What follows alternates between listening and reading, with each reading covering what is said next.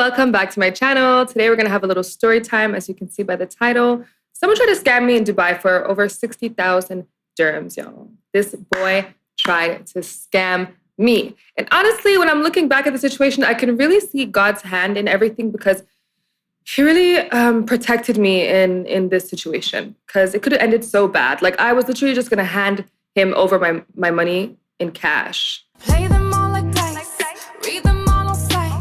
Told you I ain't playing, don't play with your life. Girl, go get... Okay, so let's just jump right into it. When I was living in Dubai and working as a flight attendant for Emirates, I wanted to quit. I was tired of flying, I was exhausted, and I wanted to get into real estate. And I did eventually, but first, the devil had to try me.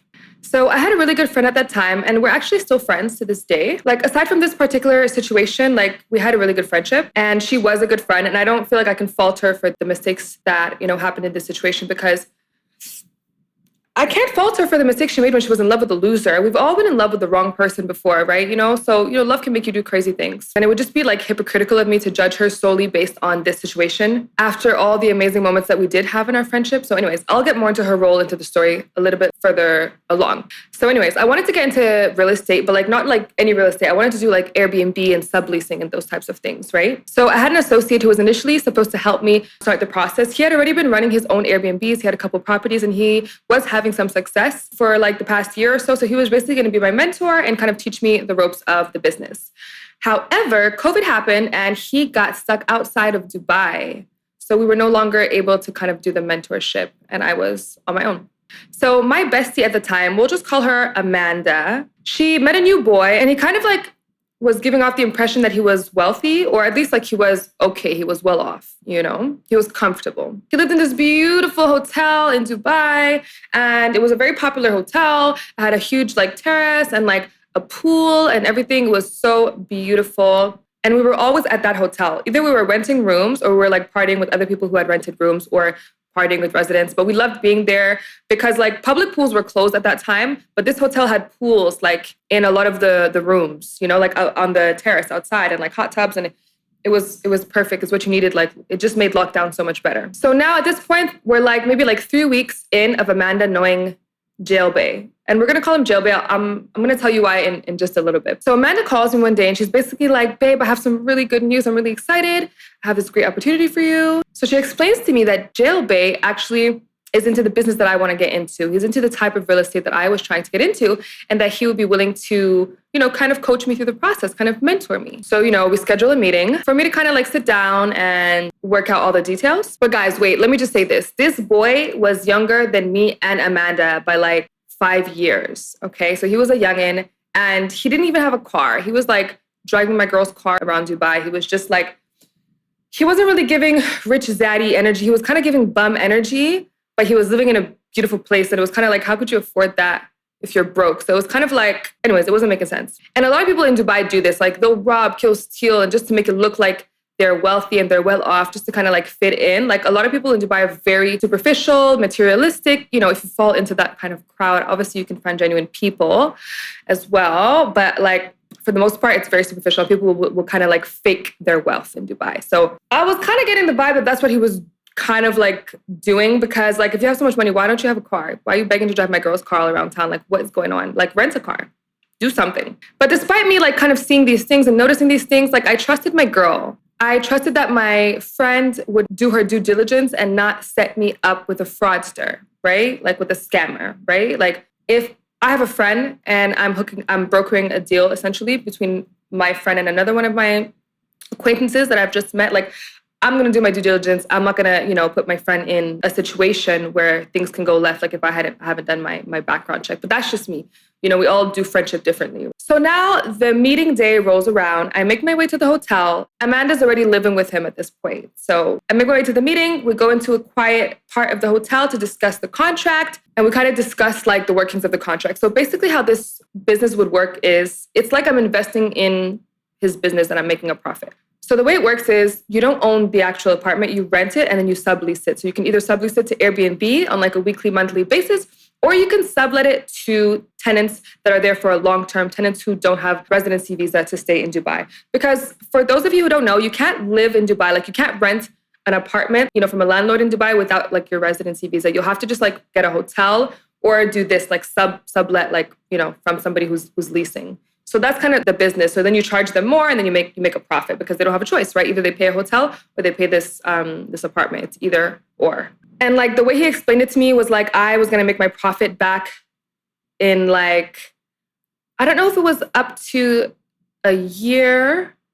I don't even know how much time I was supposed to take to make the profit back. I think it was like 8 months or something like that. When I'm saying it now, it doesn't really make sense, but like at the time it made sense. So what he wanted to do was he wanted me to take the apartment off of him, but he didn't want to transfer the lease to my name because allegedly he was renting this place, right? So I was kind of going back and forth with him, like trying to make it make sense. Another thing was people were already living in this apartment, but there was one room that was still vacant. But that sounded great to me. The apartment was in a really good location. It was in the Dubai Marina, which is a really popular location. So I knew I wouldn't really have too much problems finding somebody to occupy the room. Another thing he said that didn't really make sense, like he wanted me to pay for the furniture, which was like, I think he wanted me to pay 12,000 dirhams for the furniture. And he said it was refundable or that I would be able to keep the furniture at the end. And I was like, huh? Like who said I wanted to keep this ugly ass furniture anyways? Like, I don't understand. But I kind of also understood why he was adding all those extra things because yeah, he was doing this to help me. But obviously he wants to get like somewhat compensated for his time and effort. And I do get that. So I wasn't like trying to press too hard on those things, but I was like, let's just make it reasonable. Like, I understand you need to make money, but this is a lot. 12,000 dirhams, bro. Like for furniture that I didn't even choose that's already used, like make it make sense. But he was refusing to sign the lease over to me nonetheless, stating that, I could rent it from him for the amount of time that I needed until I made my profit back and then some. This could be a long-term relationship and, let's just see how it goes. And I didn't know much about the business at the time. So I was like, okay. Like, don't get me wrong. I did feel icky about the situation. Like something in me did not feel like right. Like my spirit was bothered with the situation. But one thing I've learned is that sometimes when you want to believe something, like you'll literally trick your mind into believing it. So I wanted to believe that my friend would not set me up with a scammer. I wanted to believe that this man was honest and truthful with me. I wanted to believe that this business was going to turn out great for me. I wanted to believe those things. I didn't want to believe the opposite. So I kind of made myself believe that this man was legit. People do this every day. Like we trick ourselves into believing things that are not true because we want to believe it, We want to believe what feels good. We want to believe what feels safe. And in the end, that's not always good for you. And if it wasn't for God's hand in this situation, I would have been fucked up. No lie. Like I don't know what I would have done. And also, let me just add, the lease not being in my name, I was kind of trying to look at it like from a positive side. I was like, we're both equally invested kind of. It's still under his name. So if I have any difficulty finding a tenant for the room, he'll help me. If I have any issues, he'll help me because he equally wants the business to go well so we can continue this business relationship, right? So I thought. But there was that aspect of it. And it did kind of make sense, right? Did it make sense? If it's not making sense, just let me know in the comments. What do you think? Anyway, so the week we're supposed to finalize the contract, he sends a contract over to my email. So he sends it for me to review it. And there's like all these fees. There's like a 5% agency fee, which was like 6,000 dirhams, 6,200 dirhams approximately. There's like the furniture fee, which is like, we got that down to like 6,000 instead of 12,000. And then there was like a deposit fee for like, damages and stuff like when you move out, like which is reimbursable if there's no damage to the property. But like he didn't sign the lease over to me. So I was like, why am I paying for agent fee? Why am I paying the deposit when I was not there upon the initial inspection? I can't inspect the property to make sure that everything's okay. I could be paying you for a deposit for a place that's already damaged and I wouldn't know, right? So I was kind of like, there's already people living there. Like things could already be broken. And the furniture was really not worth that much, guys. Like it was not worth that much. He wanted me to pay 12,000 dirhams for it. And I was like, boy, for what? Like, it's not even my apartment. Like, it's not even under my name. Like, why am I paying? It didn't make sense. But again, I was like, he's trying to make some money off of this, which I understand, right? But all these charges were going to make it take even longer for me to get my money back and to start earning a profit on the business. So that was a problem for me because that's why I'm in this. I'm in this to make money, right? Anyway, so the same week, Jail Bay took me to the apartment in question to meet my tenants. He introduced me, as the one who would be taking over from him. And they seemed like they knew what he was talking about. And they were like UK girls and they seemed quite chill and easy to manage. That kind of like calmed me down a little bit because it made me feel like, okay, like this is real. Like, why would he take me to the building to meet people? Obviously, this is not fake. Why would he go through all this if this is fake, Like, it has to be real. Like, who's going to go through all this for something that's not even legit, right? Girl, I've never been so wrong in my entire life. So it was actually after that visit that we changed a few things in the contract to make it a little bit more favorable for me so I can make a profit a little bit quicker. And I wasn't too worried because I intended on securing a second property maybe like 3 months after this one was off its feet, and I intended on getting a second property. So I already knew I was going to be getting like income from both properties. So I wasn't too worried on when I would be making profit from the first property because I had plans to get like multiple properties. So in my mind, I was going to make money regardless. Like that's kind of how I viewed the situation. So I messaged him. I'm like, yeah, cool. I'm ready to meet. I'm ready to sign the contract. I'm ready to make payments. Tell me why this boy does not answer me for like the whole week. Like let's say I message him on Monday, and the boy would like respond to me on like Friday, you know? But in the meantime, I could see Jailbait and Amanda partying online. Like they were posting, they were going out doing fun things. And I was like, bro, like that's fucked up, innit? Like, because you don't have time for business, but you have time to go out. You're ignoring my text. It's just rude, isn't it? Like, it's just rude. Like, just say something, say anything, but don't just like not open my message and leave me on red, you know? Especially when we have important business to attend to. Like, it didn't make sense to me. And that really pissed me off. And like, I was even hitting Amanda up. I was like, yo, what's up? Like, Jailbait is not answering me. Like, we're supposed to sign the contract. I'm supposed to make payment, da-da-da. And I think after like the third time of me hitting her up, like after like the second week or whatever, she was kind of like, you know, like this is between you and him. Like it really has nothing to do with me. You know, like I just brought you guys together and you should sort it out with him. And I don't know why he's not answering you. And I've told him to get back to you. And, you know, he's stressed. Like people owe him money and he's under a lot of stress. And I don't know. And I'm like, he's stressed, but y'all are partying every day and drinking every day. I said, cool. Say less. It is what it is, girl. It is what it is. But in my head, I was like, yeah, you brokered the deal. And now you don't want anything to do with it. I was just like, cool, whatever. Like for me, for my friend, like somebody that I love, that is not how I would handle the situation. So I was definitely like, I definitely felt hurt by the way she handled it. But, you know, we move, right? But guys, 2 weeks plus go by before Jailbait hits me up. And he's like, yo, what's up? You ready to sign the contract? But this whole time, in the meantime, where I was like chasing and, you know, trying to get in contact with him, I had time to think. I had time to reflect on the whole situation, and I prayed about it and I asked God, like, you know, if this is not for me, then, you know, let me know. And then that's when he would kind of like air me out for a week. And then I'd be like, give me another sign. And then he would air me out for another week. So I feel like all those were signs to kind of let me see that this was not the right opportunity or situation for me to be in. So by the time he called me, I had already made that decision in my mind, like, I'm not going to go through with this. I am just going to do it on my own. Because how is he going to mentor me if I can't even reach him for 2 weeks? Like, what if I have an emergency and I can't reach you for 2 weeks? How are you going to be helping me? I'm essentially on my own. And if I'm going to be on my own, I might as well really be on my own, you know?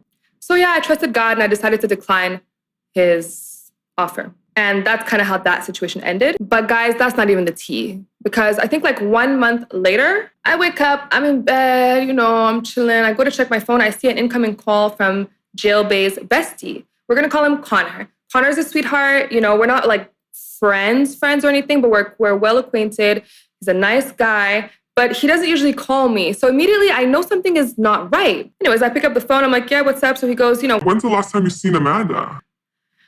And I think to myself, you know what? Like, it's actually been a minute since I've seen her. Like, it must have been over a week or so. And then he goes, yeah, well. Jailbait and Amanda, well, they've been arrested in it. Y'all, when I say my heart started pounding, because getting arrested in Dubai is no joke, especially if your charges are related to substance abuse. And I kind of already had an idea of why they would get arrested because I had partied with them. I had slept over there. You know, I had seen substances around them. So I kind of had an idea of why they would get arrested. Like they partied a lot. Before the situation happened, one of my coworkers came to me and she was basically like, yo, like Jailbait's roommate literally asked me to bring blowback from the UK and said he would pay me like X amount of money. And like, obviously she said no, because like drug charges in Dubai is no joke. We already had a friend who got sentenced to life in jail, just for having like on him or something like that, you know? So drug charges in Dubai were no joke, and the money he was offering, honestly, like, is not worth life in prison. There is no money that's worth life in prison, really, if you have sense. And yeah, I mean, she could have done it if she was stupid and greedy, because like I said, we don't get the same checks that you guys get, you know, and we know what they're going to check and what they're not going to check, but she declined it. But that kind of gave me an idea of like what they were like into. And while I was on the phone, Connor was basically like confirming my suspicions. Like he was like, Yo, S, like, I told him he's no Pablo Escobar. Like, he's not top boy in it. Like, why is he doing this? Like, why does he think he could do? He's not a gangster. He's not a drug dealer. He's a soft boy. Like, why is he doing this? like he's telling me all these things and I'm like, okay, I get it. You know, obviously there's certain things I'm not going to talk about over the phone, but I kind of understood what he was saying. And with the information that I had, everything made sense, you know? And guys, at this point, I still didn't know everything that God was saving me from. Like I knew I could have been there because I was there a lot before. We used to hang out together. We used to, you know, have a lot of fun there. But our deal going cold, as you can imagine, obviously affected kind of like the dynamic of our friendship. So I was definitely seeing Amanda less during, you know, those past 2 weeks, right? But there was more that I had to uncover. I had yet to uncover the full scope of God's protection. So now, you know, we're trying to help Amanda sort her affairs out. You know, we don't know how long she's going to be in there, so we have to ship her things back to her home country. We're going to jail, bringing her money, trying to help in any way we can, bringing her books, you know, just assisting in any way that you can when you have somebody that's in jail in Dubai, right? Like that's what we're doing. And we were two friends doing this. But one day, shortly after the arrest, one of the girls got contacted by Jail Bay's business partner, allegedly, and he wanted to meet and kind of discuss everything. I don't know what, but he wanted to meet, and we're like, cool, we wanted more information. He's a lawyer. Maybe he'll even be able to help. Let's meet him. So he comes to my place, picks us up, and guys, this is Dubai, so there's not really like stranger danger. It's the safest city on earth. So no, we're not scared of meeting a stranger and going in his car and, you know, going to wherever he was taking us. So we get in the car, he drives, and immediately we start talking about Jail Bay and how him being arrested is kind of messing up his business because he has properties and Jail Bay was helping to manage the properties. And, you know, he didn't know that Jail Bay was in jail until after. So, you know, he's just trying to catch up on everything that was left undone, everything that needed to be done. And the tenants were really complaining. So I asked him, I'm like, what do you mean, like, you own the properties? Like, what properties do you own? Y'all, tell me why this man starts naming properties and he names the apartment in the building that I was going to pay this man 60,000 dirhams for. Like, what? When I heard him, I said, huh? Like, I couldn't really hide it on my face. You could tell something was wrong. But at that moment, I didn't really want to get into it because I didn't know the man. I just met him 10 minutes ago. I didn't want to like share all my business with him. I didn't know who he was. I didn't know if he was honest. So we get to the restaurant. He took us to a really cute cafe. We get out of the car and the girls are kind of like, you need to kind of dig deeper. You need to get more information. Like, you need to find out, like, if this guy actually tried to sell you an apartment that he didn't even have the rights to, like to sell you someone else's apartment, what was he going to do with your money? You need to find out, right? So I was like, yeah, fair enough. Like, so we get inside and I'm like, so like, let's, you know, tell me more. Let's talk about this. What properties do you own? You know? And he goes over the properties again. And I'm like, so Jail Bay doesn't own any of these properties? I say to him. He's like, no, he doesn't own any of these properties. He just helps me to manage some of them. So I'm like, so this particular apartment is your apartment? And that's what I told him. I was like, yo, he tried to sell me this apartment. So anyways, we ordered food. I ordered this amazing salad and I actually like copied the recipe. And after that restaurant, like I was making that salad like for like 3 months straight. The salad was amazing, bro. Like actually thinking about it now, like I miss it. I want to make it. So anyways, while I'm eating my delicious salad, the lawyer whips out his phone and he's basically showing me text messages from the tenants that I had previously gone to meet in the apartment in Dubai Marina.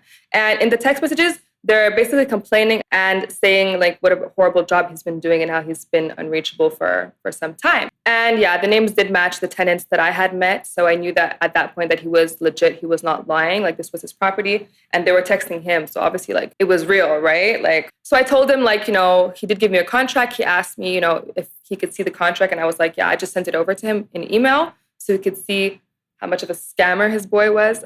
But it really dawned on me at that cafe, like, y'all, this boy really tried to scam me out of 60,000 dirhams. Because imagine I had paid him and now he's in jail. Like that was literally like, what, 2 weeks ago I would have paid him, 3 weeks ago. And now he's in jail. I never would have got my money back. This guy would have been like, I don't know you. I don't have business with you. This is my apartment. I don't owe you anything. I'm collecting rent, bitch. Do you know what I mean? Like, I would have been fucked up. Like, this guy really tried to mess me up. For what? For what? For 60,000 dirhams? Like, ugh. Y'all, there are really some crazy ass shady people in this world. You really got to be careful. And you really got to trust your instincts. Because Jail Bay was literally just helping this man manage his properties. Like, like, and trying to make me pay for furniture and deposit fees and all this and that. I strongly feel like he was just going to disappear on me. Like the same way he disappeared those 2 weeks, he was just going to air me out and I would have had to like open a police case against him. I don't know, but thank God it didn't get there. But anyways, I seen what I needed to see and I basically told the lawyer my side of the story. But then he had some more tea to spill. Y'all, you would not believe what else this man had to say. There was more. It's never ending messiness, okay? Jailbait is just super messy. He does not care about anyone but himself, and it just becomes more and more evident throughout this story. So he takes his phone and he goes to my friend's profile, one of the girls that was with me, and he's like, yeah, I already know you because Jailbait gave me your page and he basically told me like, oh, you like guys with money and that I should hit you up and that you're easy and that, you know, I could probably get something out of you. And I didn't really like that, and so I didn't hit you up. And she didn't say anything. She just stood there and she was like, mm-hmm. And then later on, she showed me her phone and she was like, this boy was in my DMs. He just unsent his messages. So I don't really know what he was trying to do there, but it wasn't doing what he thought it was doing. But this next gist that he brought out was really something else. Like that really shook me. Like I wasn't surprised that Jailbait would do something like this, but I was just surprised at how, I guess, open he was with it. It's the disregard for me. So basically, after showing us, you know, my friend's page and saying, you know, what he said about Jailbait, he goes to another female's page, some Moroccan chick, and he's like, this girl, he's like, do you guys know about the time Amanda was calling Jailbait on the phone over and over again, and they had a fight, and she found a condom in his laundry? Are you guys aware about the situation? We're like, yeah, she did tell us about the situation. And he said that it was from before they even met, right? Because they had only been together for a month at that time. So that condom was over a month old. That was his story. He was like, yeah. But when she was calling, I was with Jailbait and I'm a lawyer. So he basically was asking the lawyer, like, oh my God, you're a lawyer. You make lies up for a living. You need to help me find a lie. Like I fucked up because when she went, I don't know, she left the apartment or something, or I don't know where she went. She left the hotel where they were staying for like 3 hours, literally for 3 hours. And then he went and got another girl and smashed another girl in those 3 hours. So that's how down low and dirty and disgusting this guy was. Like 3 hours, you leave and he's already sleeping with somebody else. Like what the heck? And he's talking to a lawyer about it, asking him to find excuses. Disgusting. So anyways, we went home. We were just waiting for the call from Amanda to call us, you know, from jail, so we can kind of explain to her all the new information that we've uncovered and to kind of catch her up on the story, the continuation of the story that she had shared with us that the lawyer had now completed. And she calls and we explain to her, and she essentially doesn't believe anything the lawyer is saying and basically thinks he's lying. And in my mind, I'm like, why would he lie? Like Jailbait has a bigger reason to lie than him, you know? Like Jailbait's driving your car around town, you know, he's basically benefiting from you. So, you know, he's getting a cookie, you know, it's a good situation for him to be in, you know? You're a sweetheart, you treat him so well. Like, it's very beneficial for him to lie to you. But what benefit does the lawyer have to lie to us about this and to bring this up out of nowhere and to actually show me the girl's page? And I actually, like, when he showed me the girl's page, immediately I went in my notes and I wrote the name down and I took a screenshot immediately, just so I can show her, like, when she comes out of jail as proof. But y'all, she didn't believe us. She didn't believe the lawyer, and she wasn't really having any of it, you know. Like, she was kind of upset to hear those things. But like I said, people will trick themselves into believing whatever makes them feel better, you know. She didn't want to believe that this man was lying to her. She didn't want to believe that he was a scammer, you know. She wanted to believe that she made good choices in men and that this was a good choice. And yeah, so basically that's kind of how it all ended. They both did make it out of jail like a few months later, and they did stay together for a few months until she was deported back to her country for those charges. Both of them were no longer allowed to stay in the country. And that situation really did hurt my feelings because, one, I would never. And two, not for a dusty ass bum like that. Like, it would have to be for just something more. I'm gonna just leave it at that. It would have to be for something more, not that, not this boy, not Jailbait. Please, not Jailbait. Not for somebody who's begging to drive your car around Dubai. Like, it's just not giving. Do you know what I mean? Like, it's not giving.